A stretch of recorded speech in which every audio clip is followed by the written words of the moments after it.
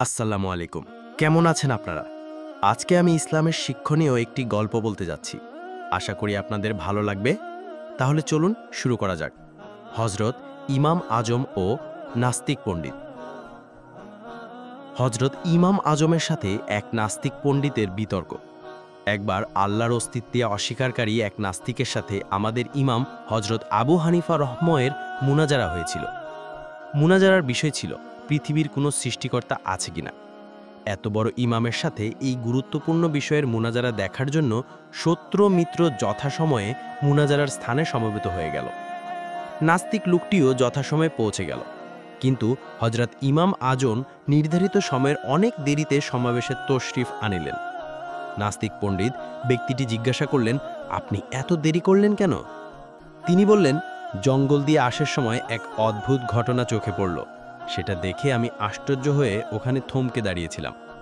ঘটনাটি হলো, নদীর কিনারে একটি বৃক্ষ ছিল।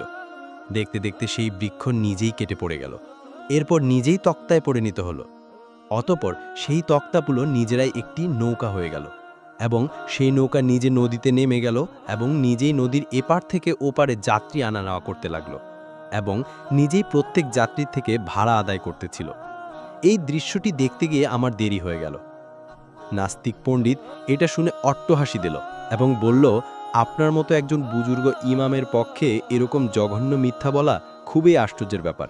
এরকম কি নিজে নিজে কিছু হতে পারে? কোনো কারিগর না থাকলে এরকম কাজ কিছুতেই হতে পারে না। হযরত ইমাম আজম বললেন, এটা তো কোনো কাজই না। আপনার মতে তো এর থেকে অনেক বড় বড় কাজ এমনিতেই হয়।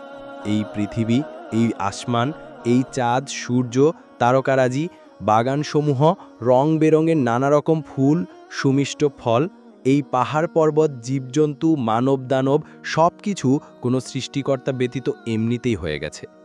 যদি একটি নৌকা কোনো কারিগর ছাড়া এমনিতে তৈরি হয়ে যাওয়াটা মিথ্যা হয়, তাহলে সমস্ত পৃথিবীটা সৃষ্টিকর্তা ব্যতীত নিজে নিজেই তৈরি হয়ে যাওয়াটা ডাহা মিথ্যা ছাড়ার কি হতে পারে? নাস্তিক পণ্ডিত তার এই বক্তব্য শুনে বিমোহিত হয়ে গেল এবং সঙ্গে সঙ্গে স্বীয় ভ্রান্ত ধারণা ত্যাগ করে মুসলমান হয়ে গেল। সবক: এই বিশ্বের নিশ্চয়ই একজন সৃষ্টিকর্তা আছেন, যার নাম আল্লাহ। আল্লাহর অস্তিত্বেও অস্বীকার যুক্তির বিপরীত। তথ্যসূত্র: তাফসিরে কবির 221 পৃষ্ঠা, প্রথম খণ্ড। ইসলামের বাস্তব কাহিনী, প্রথম খণ্ড। এইটা গল্প নেই, একটা বাস্তব কাহিনী, তবে গল্পে আকারে সাজিয়ে বললাম। এইখান থেকে শিক্ষার অনেক কিছু আছে। আশা করছি আপনাদের ভালো লাগছে। যদিও ভালো লাগে, লাইক, কমেন্ট, শেয়ার করতে ভুলবেন না। আর এই রকম বাস্তবধর্মী কাহিনী শুনতে আমাদের চ্যানেলটা সাবস্ক্রাইব করুন। আল্লাহ হাফেজ।